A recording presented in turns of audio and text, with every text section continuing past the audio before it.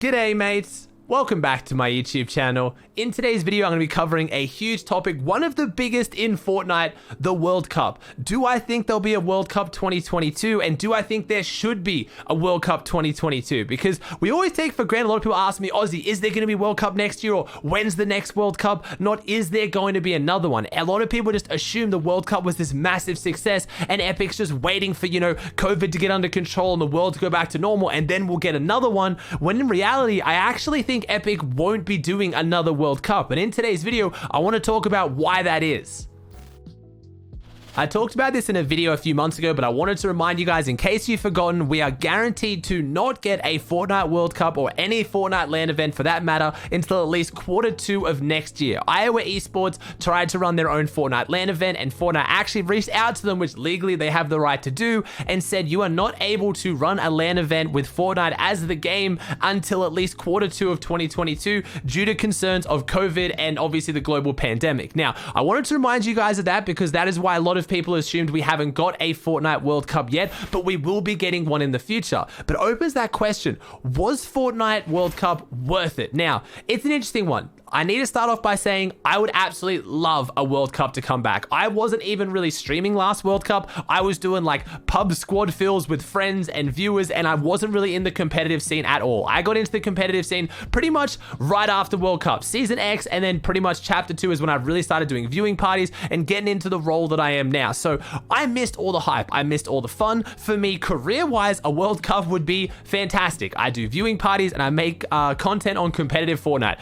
Hundreds of millions of dollars in prize pools and a massive LAN event would generate a lot of hype, a lot of attention, and would be amazing for me. So when I talk about whether I think it's good for Fortnite, just know that I'm in the same boat as you guys. I want one really, really badly, but that doesn't mean that it's necessarily a good thing for Epic, and that's what I want to talk about. So if you guys didn't see it, Reisshub actually made a fantastic video about the World Cup. I'll put a link in the description down below, and he raised a really, really good point that I want to talk about. At the end of the World Cup, we went straight into Season X, so we never really got to see how much hype was generated by World Cup and how much money that would bring into Fortnite and how much it would boost the game, because we went from the World Cup, everyone's hopes were so high, everyone was getting into competitive Fortnite. Booger just won $3 million. He's doing talk show rounds. He's on Jimmy Fallon. It's just everything was happening. The world was paying attention. It was on every single newsletter. Everyone was talking about it. But then we had arguably one of the worst seasons ever, especially at the start of the season with Season X with the Mechs, that just had all of that hype fall so flat, especially for competitive, because what World Cup was doing was not just bringing people back to the game.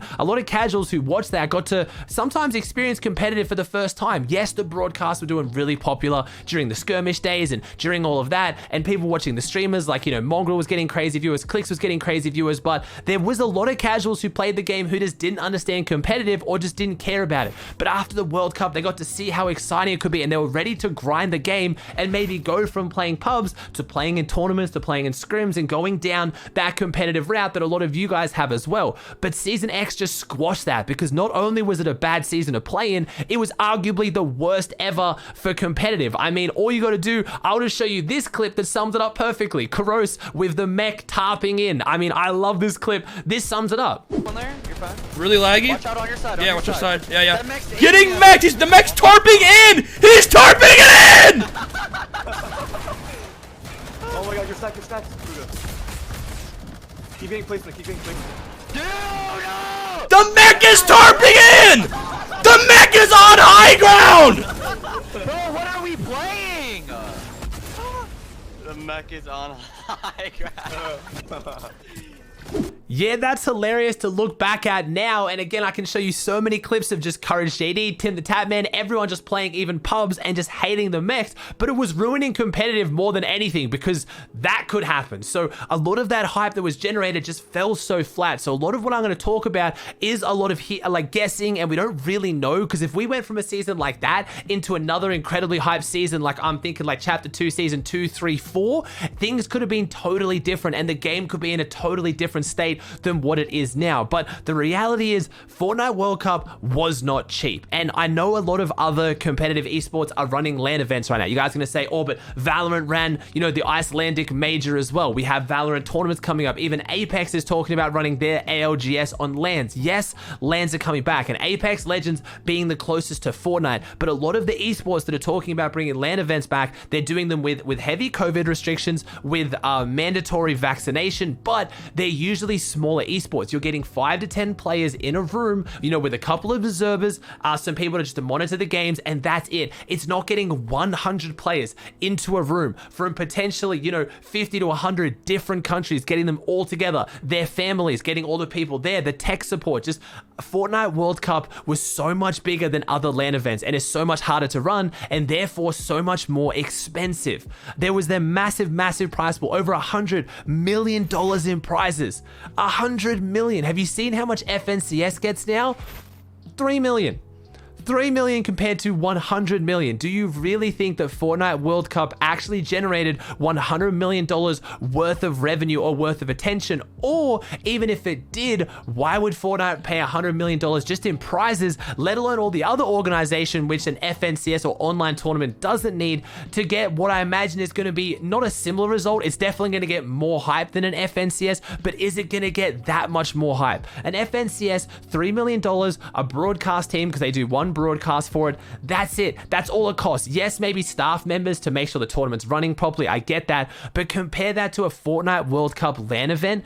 I don't see Fortnite ever going away from doing online events. I don't think they're ever going to run a LAN event again because it just doesn't seem worth it. If they really thought a LAN event was going to be worth it, putting that much money into the game to generate attention, generate hype, they would be increasing the competitive prize pool. Epic has been proving more and more they can just cut the prize pool to ribbons and people are still going to play. And that is what's very scary for me going forward, trying to get excited for a World Cup to come back. It adds a lot of risk, especially with how the global pandemic is. Epic is very clearly trying to take a heavy stance, not only stopping running their own official events, but stopping anyone else from running a Fortnite event for at least at that point when that event was stopped, at least 9 months into the future. So Epic is clearly taking a very safe stance when it comes to COVID. And, you know, I can imagine imagine there's a Fortnite LAN event and that creates some kind of insane outbreak, or there is a fatality caused due to that. That's really, really bad publicity. So not only are we talking about a Fortnite World Cup from an economic standpoint, we are now just talking about it for pretty much like a social and political standpoint. But would it be worth it? Would it generate the attention that I think could warrant that kind of a prize pool? Or maybe they just cut the prize pool down a bit. But Fortnite is not in the state it used to be in. When Fortnite World Cup was on, Fortnite itself was incredibly hype and it was on a massive upward trajectory. I don't think Fortnite World Cup caused that. I think it was just kind of piggybacking on the back of that. And all Fortnite has done since then is drop the prize money and kept hype relatively the same. We saw that the player base this season compared to 2 seasons ago for the players playing in FNCS wasn't really at all that different. So clearly the hype for Fortnite is not going down. Therefore, it's not going to motivate Epic to want to invest a bunch of money to then drive it back up at any crazy amount. Last season, the Primal season, proved that the player base, especially when it comes to competitive, is based more around actually how good the season is. Last season was arguably the most terrible season we've seen in a while. Players really didn't enjoy it, and we saw that FNCS and competitive participation went down really heavily. This season, it picked up massively. There was no extra money put into it. There was no extra events. There was no LAN events. There was nothing like that. So competitive Fortnite's participation isn't based on prize money or any crazy tournaments being on. It's just how good they make the season. But do I think there could be other Fortnite LAN events though? And that's what I want to talk about. It's not all about the World Cup. I think Fortnite LAN events like DreamHack is going to be the future of competitive Fortnite. DreamHack was running their events and they were very prestigious and people loved them, but the cost was so much lower. You had to pay your own way there. You had to pay for accommodation. You had to bring your own setup or rent a setup. And then that was it. There was no qualifiers. They didn't have to put a whole bunch of money into qualifiers. They didn't have to pay all the players to go, pay for their families, pay for their accommodation, pay for translators, pay for organizers, for buses. Like, again, if you talk to someone who went to the World Cup, it was insane. They all had their own accommodation. They would then meet downstairs. Staff members would take them to the bus. The bus would take them to a giant LAN center where they had rented PCs to practice on. Their families got taken to restaurants. Like, it wasn't just the prize pool and the players, it was everything else on top. And also, I mean, the DreamHack the DreamHack format facilitates players who really want to compete and want to do the best. They take themselves to go there. Where World Cup, while being super exciting, and I love the fact that Fortnite's an open esport, anyone can jump on their PC at any time and just play and therefore qualify, it doesn't seem to make as much sense for Epic. Why not just let DreamHack pick up the slack and then you still have these LAN events? But that leaves out the one major thing of a World Cup.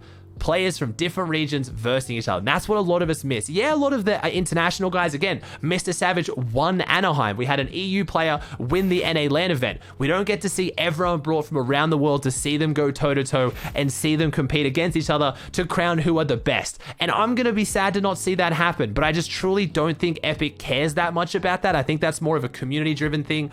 Is EU better than NA? Are the NA West players going to dominate as hard as they did at World Cup? What about Brazil? Is Middle East super underrated? Can OCE not do absolutely terrible like we did last time? All those questions don't, I think, mean that much to competitive Fortnite. They're going to see more things from just a numbers perspective, a profit perspective. And Epic is now a $1 billion company. It's being, run for shareholders. That's why a lot of the decisions that get made around Fortnite are made about profit. That's why there's so many big collaborations and we're not getting a lot of map changes. I've talked about this in the past. Clearly, the direction of Fortnite is going towards profit more so than just developing a game right now. I truly believe that is the case. The Ariana Grande event sums that up perfectly. It had more development go into it and more put into it than the map has for a year now, and it was purely just for a 10 to 15 minute ad that brought a whole bunch of people to play the game, a whole bunch of people to buy the Ariana Grande skin, a bunch of cosmetics, and that's it. It really wasn't done at all to develop the game itself or to really push the game further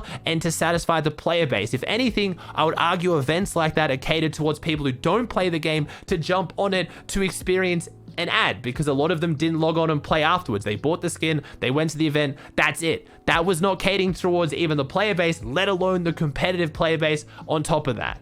I will admit that up until this season, I thought online events were good enough for Fortnite. I genuinely thought they were generating enough hype. They were keeping competitive going. Competitive Fortnite was going to be healthy for a really long time.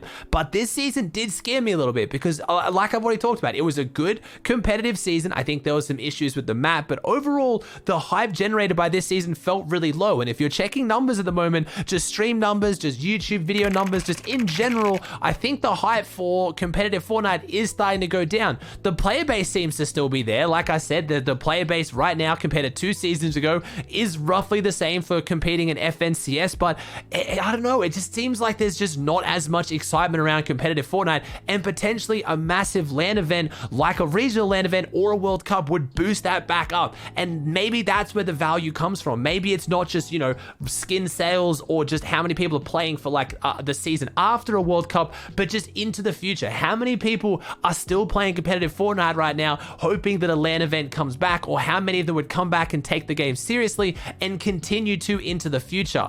I made a tweet a little while ago saying that I think one of the main reasons why we see so many, not just mental health issues, but just kind of genuine like depression or lack of connection with the competitive scene from so many pros is because there's been no LAN events where you get to go and hang out with your friends and compete against them on a really cool setting. You get to see the fans. I feel like LAN events generate that level of excitement towards the game, and they kind of make everyone motivated to go back and consume the game even more, that then fuels them seasons and seasons and months and years into the future. So maybe we do need another big LAN event to regenerate that. I don't know. I'm stuck on this one. I really don't know. I'm not entirely sure. I would absolutely love to see a World Cup, and I'm not Epic. I don't see the numbers. I don't even know how much money they make anymore. They keep all of this under lock and key, and maybe I'm just running through my thoughts on a video, but I can't see a World Cup coming back, but I really hope it does. As always with these videos, I'd love to hear your thoughts in the comments down below. Let me know. I'm not just assuming that I'm right on this one. These are just my thoughts, and I've had a good long think about it. I've talked to stream about it multiple times, and I wanted to put in a video for you guys because I think you ask these kind of questions all the time, and the off seasons when I have time to actually answer them and give my solid thoughts on them. So if you like today's video, please chuck a like on it. If you haven't already, please subscribe to the channel. It would mean the world to me. Thank you so much for watching. I hope you enjoyed, and I'll see you in the next one.